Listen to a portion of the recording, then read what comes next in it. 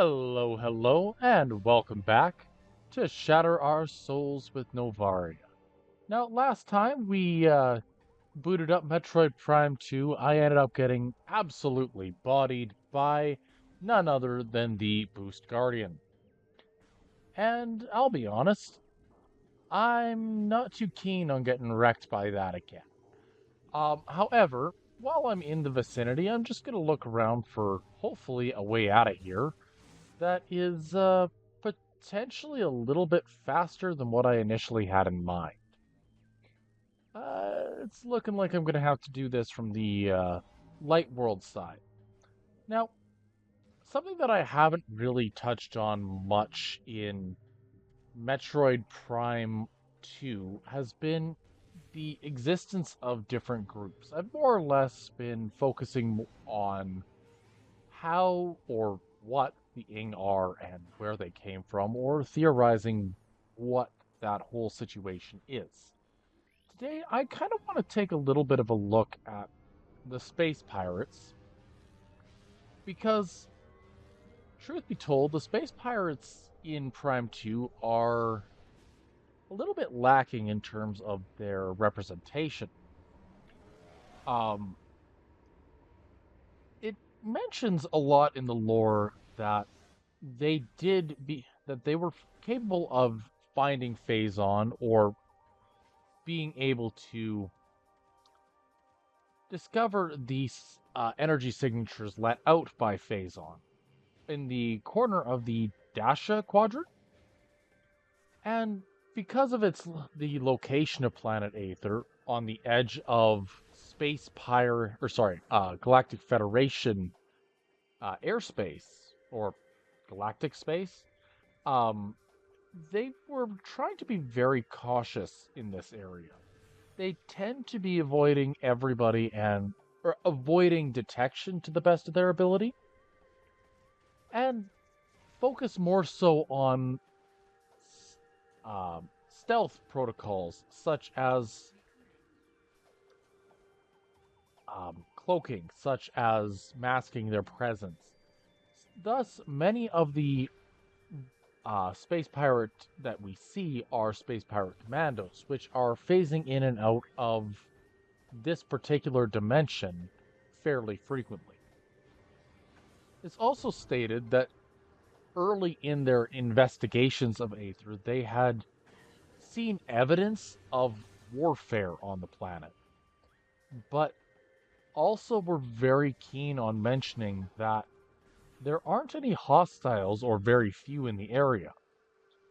There are They did notably come across shadowy creatures, which would be the Ing, but they didn't really have a full understanding of it. Just that they were cognizant of it, and how the pirates in general tended to focus on or prevent this was more or less just, oh, yep, there's threats here, let's have more troops, because everything they do is always warfare oriented. Um, Shortly after their um, discovery of the Ing in and of itself, they had come across a spatial anomaly within their own base. This spatial anomaly is the same one that you come across and witness them sending a grouping of troopers into. Um, they, in their curiosities, mentioned it could have been some kind of a generator or a weapon of some kind. Of course, their interest in everything warfare related means that their entire mentality was, as it usually is, oh, we have something that we can use to attack or deal damage to the Federation, let's go for it. They also, around this point in time, that they're in their logs, come across the Dark Beam. Now, the Dark Beam, I think, is kind of interesting in how it comes across. It it is a relic in their words, suggesting that it's technology that they haven't seen in decades or hasn't been given the light of day to really showcase its capabilities for a long period of time. Which, no big deal. The artifact weapon they came across, of course, they dubbed the Dark Beam, and it provided the energy required to open the portal, although somewhat limited. Um, the parallel world of Dark Aether had suffered a giant calamity, and they acknowledged this fact. But the they also came across the fact that the phazon they had been searching for was in the dark world, not in the light world, which they had initially expected. This, I suppose, leads to the big question of why we see so many of the space pirates in the overworld comparatively to the parallel dark world. Um,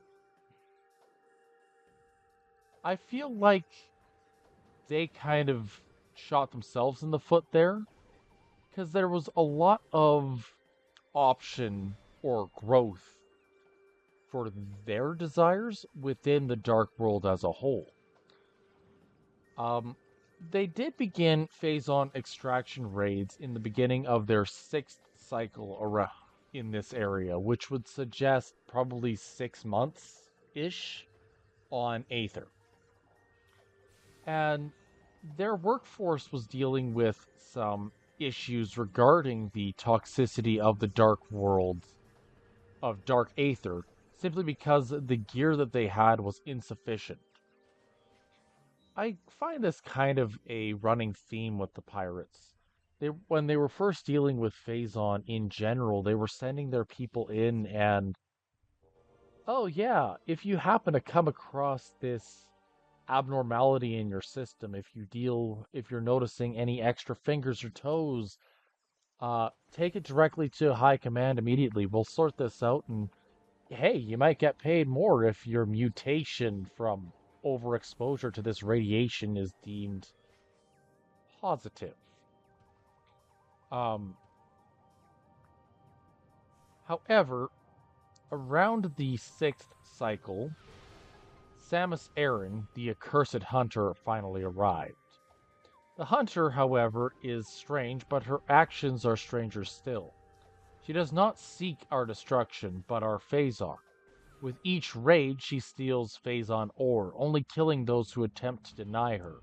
What she needs it for, do not know, though science team suspects she requires it to power her new suit, dark in color.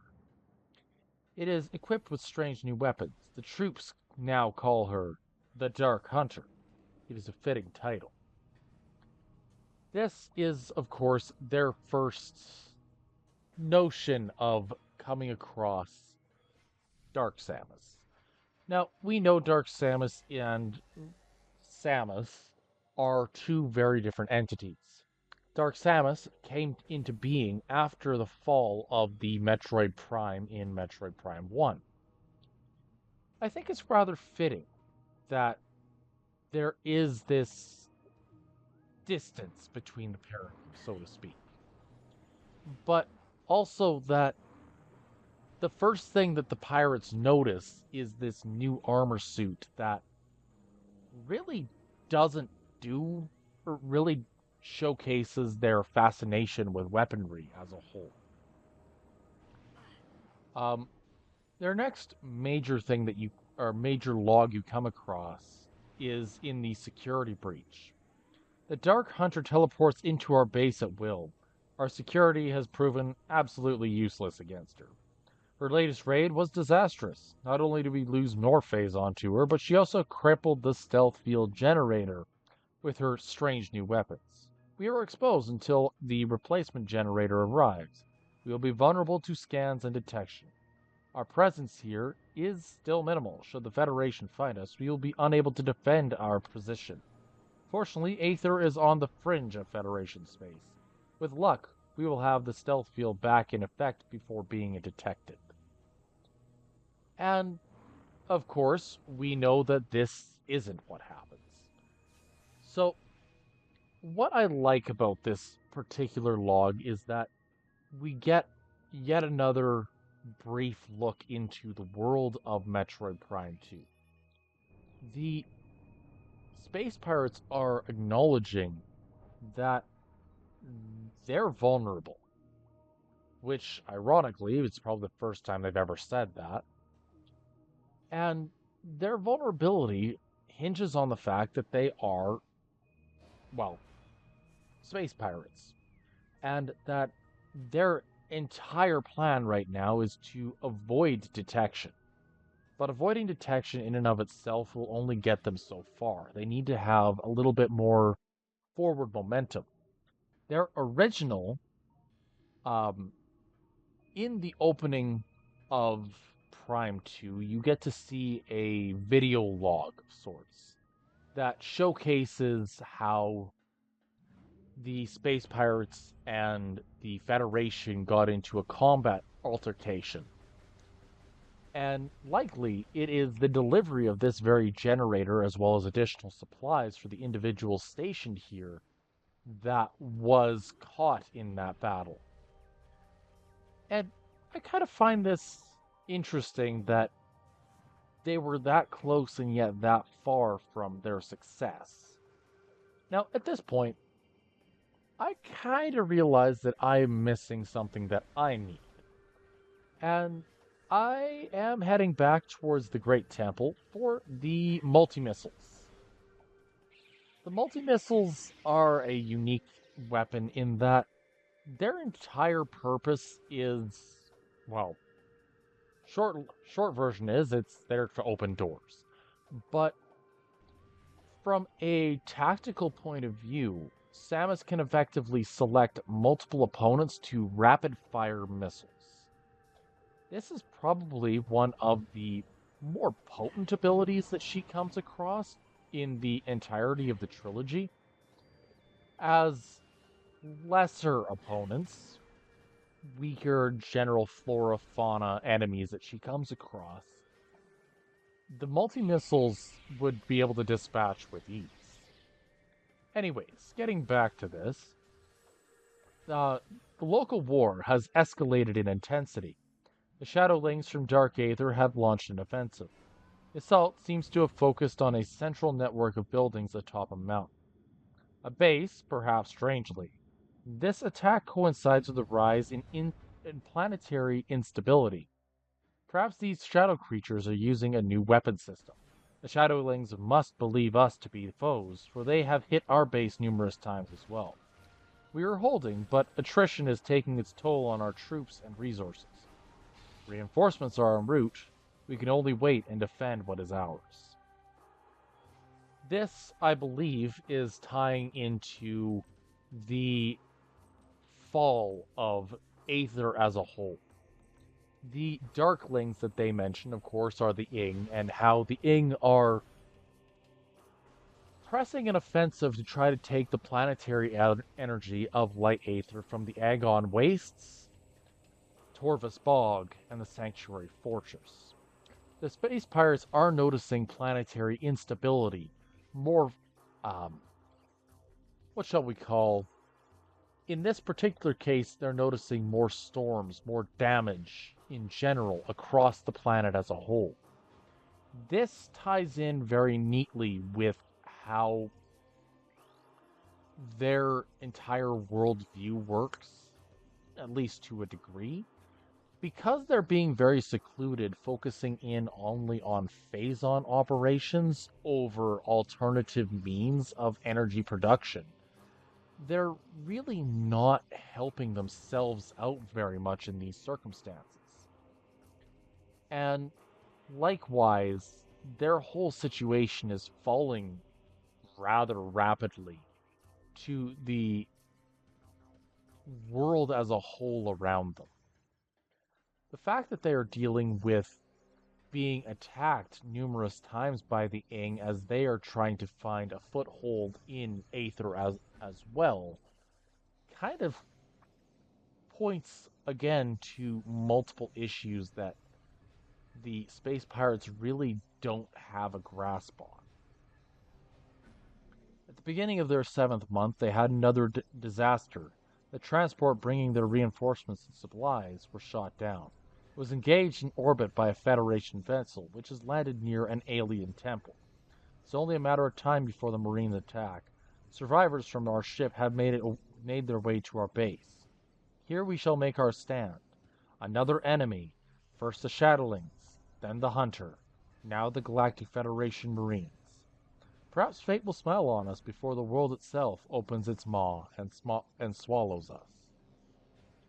It's once again a very dark and ominous look at the world here. And I love how this very basic overview kind of ties back in. This is the first of the beginning of the end for the space pirates of planet Aether. Because with it, it brings another hunter, wearing the traditional colors of Samus Aran. Horrific as it may sound, there are 2 of them. We're bracing for a new assault. This dire turn of events may bear some goodwill. One of our scouts in Dark Aether saw a curious encounter. The Dark Hunter attacked the one clad as Samus near a Phazon site. Perhaps they are not allies but foes. Perhaps we can forge an alliance with the Dark Hunter and exchange Phazon for the head of our common enemy. This beautifully works in the favor of the space pirates. The enemy of my enemy is my friend. At least that is how warfare goes. And I find it very ironic that they're choosing to try to forge a pact with Dark Samus, a creature that is malicious in nature, for the head of Samus. But to the hunters, Samus has stopped their plans, 3 times now? Twice? 3 times? Depending on how you look at it. Samus is a threat. Her very existence on Aether at this moment in time is terrifying to the space pirates, especially given what happened on Talon 4. So, I feel like it really shows the growth in them. They're willing to acknowledge their weakness now. There were a couple of space pirate logs that never actually made it into the game. Noticeably that they are showcasing a couple minor pieces of information as a whole, but overall, the pirates, they have a much smaller impact in Prime 2 than in 1 or 3. I believe that is intentional. In Prime 1, they were too focused on the Phazon as a whole to really be able to pay attention to what was going on around them in other aspects of the world. In Prime 3, Samus, or rather Dark Samus, has shown up on their doorstep, threatened them, and then turned around and is manipulating the pirates. Now, I'm going to say it in that way because I believe for a large portion of this, the space pirates in the later portions of the game are much less in control of what's going on in their surroundings than they were in Prime 1, or 2 for that matter. What's interesting about the Prime 2 pirates, comparatively to Prime 1, is that if you look at the data logs in Prime 1 and how they see every little thing with the experiments that they are holding above Talon 4 and within their various frozen biomes is that they see even the most outlandish failure, 100% fatality rate, as this all-encompassing success, that they've made this unbelievable progress towards their goal. And I think it speaks volumes that this version of them sees their own successes and failures in a different light. That they're willing to acknowledge that there's more going on than they are aware of. And that by keeping their nose down, this particular batch of pirates may have actually prolonged the inevitable far more than what a more active stance would have done. But one thing about our friend from Dark Aether. Dark Samus is back. Now, Dark Samus is one of, if not the hardest creature in gaming to get rid of. Its very existence is powerful. It's dangerous. It is a hunter much the same as Samus, but it lacks all of Samus's morals, all of Samus's goals, all of Samus's beliefs. The creature that Dark Samus is has no true understanding of what it means to be a protector. It is, in every sense of the word, the exact opposite of Samus. Samus is the galactic protector. Its very nature, her very upbringing showcases this. She wants to save the galaxy and help those around her, to seek a peaceful resolution, to help build the galaxy as a whole to a eventual better future. And Dark Samus is self-serving. Dark Samus has no grander ambition than itself. It wants and has the capacity for complex thought, but is also a slave to its more basic natures, such as its need for phazon. In this way, it is more, instinctual in nature. It's more primal than Samus. And of course, this is done intentionally. Dark Samus and Samus are meant to be opposites, inverse. They are meant to be identical in form but not function. Now, a piece of Samus that I've been noticing recently is that Samus is is very much encompassed in duality. Now, I've kind of touched on this a little bit in the past, but if you look at Prime 1 Samus focused almost entirely on Chozo technology. The entire purpose of that technology was to build up Samus to eventually be able to defeat the one thing, the worm, the toxicity, the illness in the planet Talon 4. But Samus, ironically, the weapon that Samus actually needed to be able to fight against the Metroid Prime, was provided by the experimentation on using phazon. Effectively, Samus's greatest strength is her adaptability. Now, I say this with a level of further understanding. But if you look at Samus in Prime 2, there are 3 weapons that crop up. Or, well, multiple weapons that crop up. Samus's primary weaponry that she uses that focus entirely on Samus are the Chozotech. This would be the basic power beam, the missiles, as well as potentially the super missiles and multi-missiles, being Chozo technology.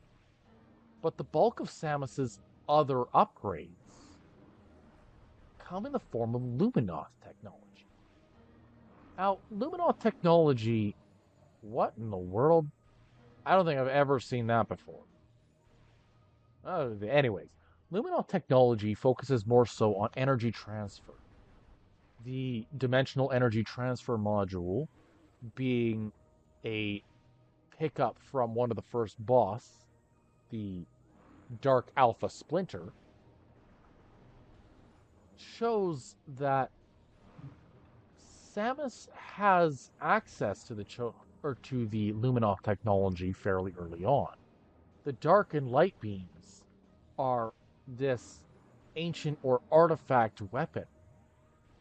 But what sets them apart from Samus's usual weaponry is that these 2 weapons are entirely different as far as their utilization in Metroid Prime 2, as well as their origin. The Dark Beam was created by the Luminoth to try to combat the Ing, only to find out that it strengthened the Ing. So they created the Light Beam and the Light Crystals. Samus's suit is able to harmonize with these technologies to a degree.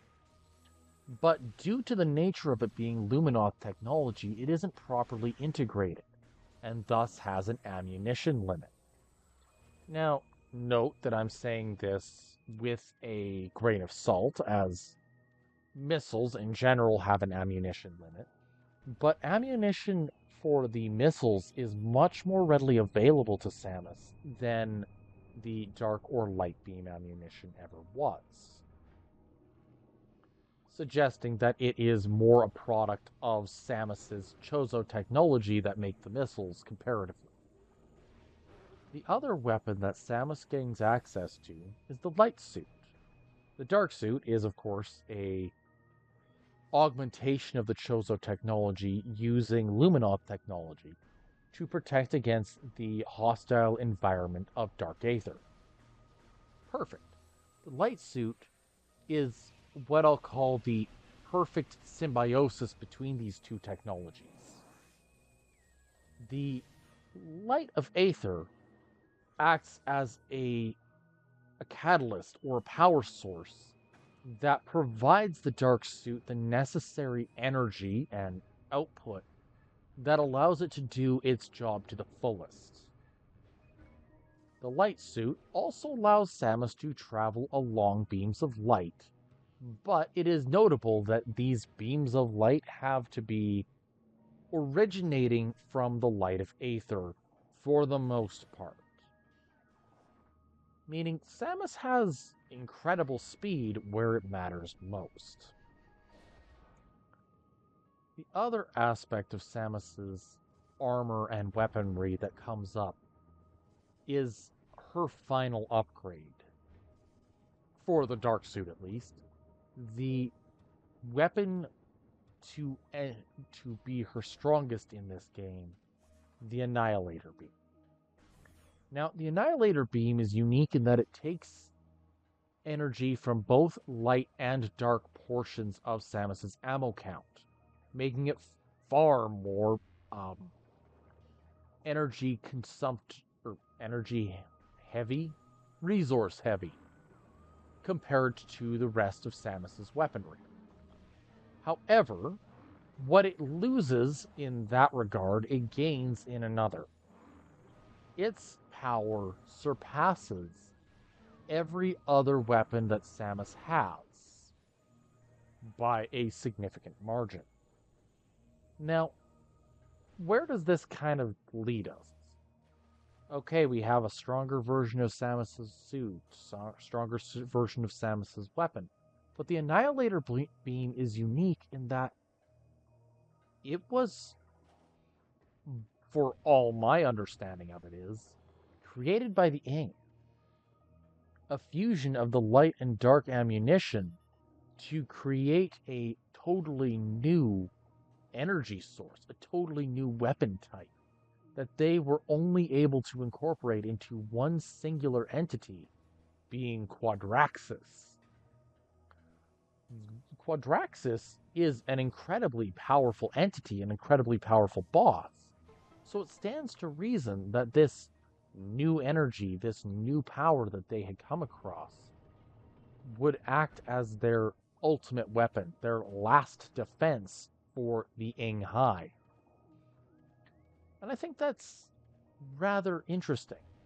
For everything that Dark Samus has, it relies too heavily on one form of energy, one form of power source, one form of weapon type. And Samus is all about incorporation, incorporating the enemy's strength, incorporating her own capabilities, incorporating her enemy's weaponry, incorporating everything. Her entire weapon and build type is all about using her enemy to her advantage. And nowhere is this more aptly shown than in Prime 3. Now, Prime 3 has a number of upgrades that don't make an appearance in other games, or a number of upgrades that have different sources than the rest of the trilogy. Prime 3 has the ice missiles, which are brought about thanks to Rundus, the plasma beam from Gore. You have the Nova beam from the Space Pirates. You have the Hazard Shield from the Space Pirates, and we have yet another weapon, or weapon form, the PED suit from the Galactic Federation. All of these differing sources of energy and differing sources of technology are integrated into a single weapon, a single suit that is capable of doing far more than Samus and the basic Cho'Gath technology were ever capable of doing initially. Note that later iterations of Samus do outdo this version of Samus, but the fact remains that at the time in Prime 3, there was no greater power than the amalgamation of technology of 3 to 4 different civilizations, all culminating into a single individual. I think there's a lot to be learned from that we must learn from one another, our strengths, our differences, and our weaknesses, and try to grow as a collective rather than grow as individuals. I believe in my worldview that we as humanity face an interesting problem going forward. We are, by our very nature, very individualistic. And yet, for everything we do that is individualistic, we cast aside something that could potentially help us grow as a collective. I would argue that we're all in this for the same reason, the same purpose. And while I admit I have to cut this short before fighting the Alpha blog, I hope that you all take a little bit of this to heart. Anyways, if you like what you see, drop a like, leave a subscribe, and we'll catch you next time. And be good to one another.